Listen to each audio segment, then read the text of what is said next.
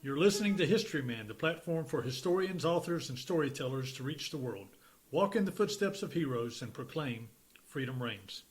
On today's episode, we are fortunate to have Sheri Davis, the Education Director of Liberty Live. Welcome, Sheri. Good to be here. Before we get started, we'd like to give a shout out to a couple of our affiliates. Long Gone LLC specializes in genealogical research and guided historical tours in Camden, South Carolina. And Southern Campaign 1780, providing living history experiences that educate, entertain, and inspire. Both of these affiliates can be found on Facebook. So Sheri, tell us a little bit about Liberty Live. Well, you just mentioned Southern Campaign 1780, and Liberty Live is the education component of that. And what we do is that we go out to schools, all ages. We go to living history events. We go to DAR meetings, SAR meetings, things like that. Anybody who wants a program that we might be able to offer them some education about Revolutionary War, backcountry life, things of that nature. There's a growing interest in the Revolutionary War as we approach the 250th anniversary of the Revolutionary War. And Liberty Live is an integral part of getting that education out and doing so in a way that is enthusiastic to the listeners. I mean, they gravitate to what y'all are doing. So thank you for being here. Well, we certainly enjoy what we do. We especially love working with the kids because we know that if we can engage the kids in something hands-on that they will remember, that it makes history come alive for them, and that hopefully in years to come they'll remember that, and then they'll want to be a part of the history. They'll want to become a reenactor. They'll want to become a living history person. And so hopefully we're training young ones now for the future. How'd you get involved with Liberty Live? I'm a high school biology teacher by trade. And when we had our organizational meeting with Southern Campaign, they already had a program, Liberty Live, but it was more military, and it wasn't set to the South Carolina standards. And that's something, as teachers, we totally understand that everything needs to be set to the standards. And so I volunteered to say, I can take what you do and set it to the South Carolina standards so that when we advertise this to teachers, we are covering what they're going to be talking about in the classroom and things that they will be tested on in their state testing. And so make it more applicable to the teachers and things like that. Well, how would a teacher or a principal or an educator who's looking for this type of investment into their classroom, how would they reach you? They can get on our website, southerncampaign1780.org, and you'll click on the link, Educational Opportunities, and there's Liberty Live. And you'll pop me an email, and we can get the ball rolling. We've got you here today to tell a story about the Revolutionary War. What kind of story have you brought to us today? Well, it's a personal story. Of course, you talked about Long Gone and their genealogy services and things like that. Well, a lot of us that do this reenacting or this history that are members of DAR, Colonial Dames, things of that nature, we're really into genealogy. And I found an ancestor, a 6 times great-grandfather named James McCrory. And I had been researching him while we were living in Virginia. And all of a sudden, we moved to Camden. And he was at the Battle of Camden. Wow. And he was at the Battle of Cowpens. And he is from Guilford Courthouse. So it's like, ooh, maybe I've come home to my roots. I don't know, but that's my guy. That's James McCrory. He was a member of the 9th Regiment of the North Carolina Line. He immigrated here. His father, Thomas, mother, Hannah, and him and 8 brothers and sisters immigrated from Larga, Antrim, Ireland, Antrim County, Ireland. And they came over in 1775 when he was 17 years old. And then by 1776, his dad, himself, his brother Thomas Jr., and then his brother Hugh had all joined up with the Continental Army. So where were they living at? Okay, they came in through Baltimore. That's where their ship landed. And then they moved down to Guilford County, North Carolina. So that's where they were from when they came to the colonies. Where is that particular county? Scotland, Ireland? The Antrim County. Antrim, isn't that, okay. Isn't that the Ulster region of Yes, Ireland? it is. Wow. And they hated the English over there. And that's why they left, is to get away from them. And they left out of Belfast on the ship, came here, moved down to Guilford Courthouse, what eventually became Guilford Courthouse. And then within a year, they were back fighting the English again. So, amazing. And from accounts that I've read from all the family, the brothers and the dad that served, and their war pension statements and things like that, it doesn't sound like they turned down very many fights. I mean, it's a big family of fighters.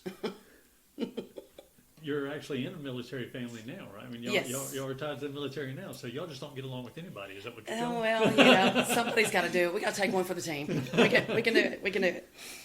But yeah, that's one thing I find very interesting when doing genealogy is, I don't know if there's any truth into this, but sometimes I think there's a lot of that wrapped up in your DNA and how people are brought up. We have a very strong sense of patriotism for this country. And I think that comes from people like them, is that, you know, they came here and they made this their country and they were very proud of their country and they didn't want anybody really telling them what to do with their country. And so I think that kind of resonates with our family, and the more family members I research, the more I'm finding I come from a long line of people willing to stand up for their beliefs. Well, do you think it was a rebellious personalities, or do you think it was more of a personality of independence? It could have been a little bit of both. I mean, they are Irish, you know, from Northern Ireland, and but I think it was independence. I think there's a strong streak of we want to be here, we want to live our own life, not really, you know, we understand that there is a greater good, but at the same time, don't be telling us how to handle our business. So I think so. In the research that you've done, tell me a little bit more about them. Of course, when they all joined up in 1776, the father, Thomas, evidently, I think they had to be fairly rich because, you know, he was able to be a commissioned officer right off the bat. Okay. Formed his own militia, which all of his sons were under him. Just getting them over here to this country, all of the amount of money he would have to pay. Right. Because I can't find anything. So they were a fairly new family. There were a couple different migrations, ones Right. that happened years before that. Right. Because I can't find where anybody got any head right off of them. What is a head right? Okay, a head right system is like when, so like you were wanting to migrate to the colonies, and I would pay for your way to come. Now, a head right means that I pay for your way, and then the government may also give me land back for that. I have another ancestor that ended up getting almost 3,500 acres down in Norfolk, Virginia, because he transported so many people. He paid passage for so many people to come to the colonies that he was rewarded back with money or in land. And so that's a head right system. They count the heads. Right. And in fact, he actually transported George Washington's great-grandfather on his mother's side. Wow. So that was your Norfolk people. That was my Norfolk people. Not these people, my Norfolk people. Sorry, I digress. No, that's okay. All right, so there was not a head right when he brought his family Not over. with McCrory. So I'm thinking, you know, he had to pay for all of them to come. And that was a total of 8, 9, 10, 11 people to come Wow. on the ship. Wow. Do you know the name of the ship? Not off the top of my head. I know it's written down somewhere, but I can't remember which one, and I didn't write that down. Okay. All right. So they came and they settled around Guilford Courthouse? It said this Guilford County, which I'm assuming becomes Guilford Courthouse eventually, the Battle of Guilford Courthouse Okay. in that area, All right. in North Carolina. But they all, like I said, they all enlisted. But when they enlisted, they were in the 9th Regiment of the North Carolina Line.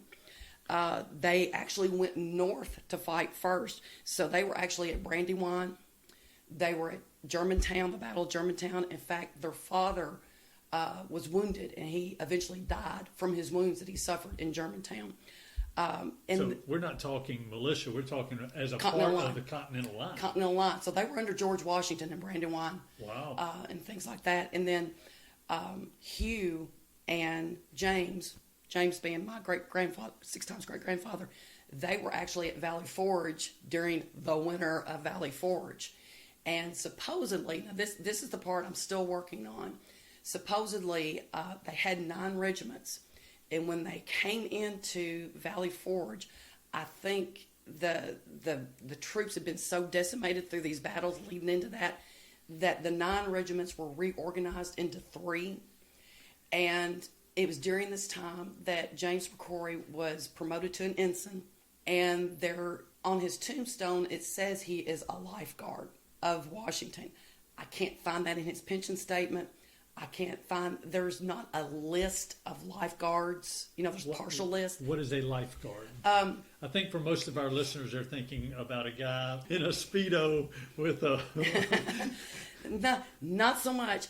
It is my understanding that these were military personnel that basically would have guarded George Washington, General Washington, as he went about his daily tasks. They would have stood outside his tent. They would have stood guard there. They would have saw to his personal needs, like, I'm hungry, you'll give me food, I guess. I don't know. But that's a lifeguard position. Okay. Now, it is on his tombstone down in Alabama, because that's where his land grant ended. That's where he ended up after the war, was down in Tuscaloosa, Alabama.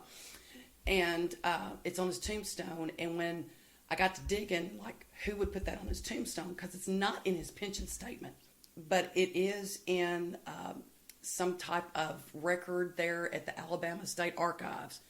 But I don't know if it's something that somebody wrote or if it's an actual document. I see. I hadn't seen it yet, so I don't know. Okay. So what then? So they're up at Brandywine. They're up at Valley Forge. They've consolidated those Continental units out of North Carolina into 3 instead of 9. What after that? Well, his pension record says that the supernumerary officers, of which he was one, were sent back down south to do recruiting. Okay. So I'm assuming a supernumerary officer is one that, is an ensign. That's you got too many officers. So we're going to send some of the officers back down south or out on recruiting missions. So he goes back down south. He does recruiting. He eventually joins the 9 months men. Again, I'm assuming that's you're serving for 9 months. And it's during this time that he ends up in the Battle of Stono. He's down in the Southern Campaign Theater. We're talking about Stono Ferry. Yeah, Stono Ferry. At Charleston, outside So he's down at Stono Ferry, and he's at the Battle of Camden. Okay, because it says in his pension statement was at Gates's defeat. It doesn't say at the Battle of Camden. It says Gates' defeat. And that's what we know the Battle of Camden as being. And after the Battle of Camden, you kind of lose track on his pension statement. But it says that he was captured by Banastre Tarleton's dragoons. Really? He and his brother Hugh. They were captured in February. 1780? Yes, it'd be in the 1780. And they were sent to a prison ship in Wilmington, New Jersey. So he is gone from North Carolina to fight up north, back down south to recruit, fight a little bit in the Southern Theater, captured, gets sent back up to a prison ship. And one of the family legends is that the only thing they were served on the prison ship to eat was Navy beans. And he swore when he ever got out off that prison ship, he would never eat another Navy bean, nor would one be served in his house. And for several generations, the McCrorys did not eat Navy beans. And how do you know this? Going through family records. So individual family records. This certainly isn't off the pension record. No, that's off the pension record. This is off of individual family records. Wow, isn't that interesting? So, when you start looking at old Bibles and things like that, and you look at old letters, and then and I'm sure it's oral history. A lot of it has to be oral history. Sure. So, but yeah, no Navy beans. Let me digress just a little bit and get back to the pension records. Where did you find the pension records? At the National Archives. And people will get those and they'll put them on Ancestry.com. Right. What's really nice is when you have a copy of the actual pension statement that somebody wrote out, and then you find the person who's taken the time to type it out, what it says, because it's hard to read some of that handwriting sometimes. So I have copies of both, so you kind of know exactly what was said. Right. And but yeah, the family lore is no Navy beans. But he was on the prison ship for about 4 months, and then there was a prisoner exchange, and then he goes back down south to continue his recruiting. I mean, he never gets out of the war. He never goes home. He got exchanged? He got exchanged. Okay. Got exchanged. He and his brother Hugh both. Do you know who he got exchanged for? I have no idea. Okay. It just says exchanged in the pension records. And he goes back down recruiting. And then he rejoins the Army, and he stays and is finally, and he's honorably discharged in 1782. After Cornwallis, defeated Yorktown. Yeah. So, and what a fascinating story. Yeah. So it's kind of neat to know that I'm living in an area. When I walk out on the Battle of Camden battlefield, it's like, hey, this is where my 6 times great grandfather and uncle, because they were both there. This is where they were. And, I can't wait to go. We went to Cowpens, and the same thing. They were at Cowpens. And this year they're going to do the reenactment there at Guilford Courthouse. So we're going to Guilford Courthouse. So when you go to and you reconstruct the battles of Camden and Cowpens, do you see what part of the line he's in on the battlefield? Sometimes you can. Right. Sometimes you can. And it just depends on if you can get the map and say this is where, if you know exactly like what unit he would have been in at that time. Right. And the pension statement always says, who he was serving under, who would have been his commander at that time. Right. And you can kind of at least get an idea. Right. An idea where he would have been. That's a cool story. Well, I appreciate that. I think it's neat because it's family. Right. And, it's not one of these really, he didn't go and hang Major Andre or anything like that. But, he was there. He was there, and he fought, and he started the fight, and he ended the fight. He was in it from 76 to 82. I know you look back on that, and you look back, on your family history, and you have said that you come from a family of fighters and who were very, very independent-minded, and that. But do you, in the history that you've researched, do you find any of his writings that gave you a clue as to why he fought? Anything that I have read coming from him or the brothers, there's more from the brothers than it is him actually talking. Okay. He gave his pension statement, and then in his pension statement, he has what he says, and then there's corroboration from Hugh Corey, and there's corroboration from 2 other soldiers. Yes, I saw him at Cowpens. Yes, he was at Brandywine. Yes, he was at Germantown. So they're corroborating that what he says is true and everything. And I just think from what I've been able to read from diary excerpts from the brothers and things like that is that they were just a family that said there's a job that needs to be done and we're going to do it. And, and we came here to live like we wanted to and to be independent and to be independent from the British. That's why we left Ireland. Why would you leave Ireland, your home? You weren't under the British rule of thumb, under their thumb right there. So they came here looking for a new life, and then the British followed them. And they just weren't going to put up with it. Where else was there to go? That is fantastic. It is interesting to me that if you go down to Burgall, North Carolina, you go to a little battlefield there. The governor of North Carolina enlisted the help of newly immigrated Scottish Highlanders to fight on the British side. Mm-hmm. And Scotch-Irish from the Guilford Courthouse area and over the mountain regions, they made the big trek down there outside of Burgall and fought. The Scots were fighting the Scotch-Irish is basically what it amounted to. So it's not just the Scotch-Irish thing. I think you can read into this. They saw this new land as their country and something worth fighting for, and that independent spirit worth fighting for. Let me ask you this in that vein. What does liberty mean to you? I think liberty is the opportunity to achieve whatever you want to achieve, to be able to go out and do the things that you want to do. Now, we all have to, you make choices, there's consequences. And I think that's part of it too, is that, you make these choices, you face these consequences, and you work through those problems. But it's always living on your own terms and being responsible for the choices and decisions that you make. That's very good. Tell me a little bit about Liberty Live. Do you have any events coming up here soon? Well, of course, we always do Education Day for the Battle of Camden reenactment that we have every year in November. This past year, it was the second weekend in November. And so we have it on that Friday. We've also sent out information to schools saying, hey, you want us to come and we'll do a day for you? Well, we can do anything. We can do a 4-hour mini encampment. We can do an 8-hour encampment. We can do an hour-long lesson. Everything that we do is try to be hands-on and get the kids involved in the learning process of it. But we do have something coming up in March over in Aiken, at the high school there, Aiken High School. They're going to do kind of a mini version of our Education Day that we did for the Battle Reenactment Weekend. And then we're just kind of looking to see if there's some other areas that we'll be able to fit into. It's kind of, with COVID, we really don't know what is out there available to us yet, because everybody's just now seem like they're coming back online. Right. How can they reach it?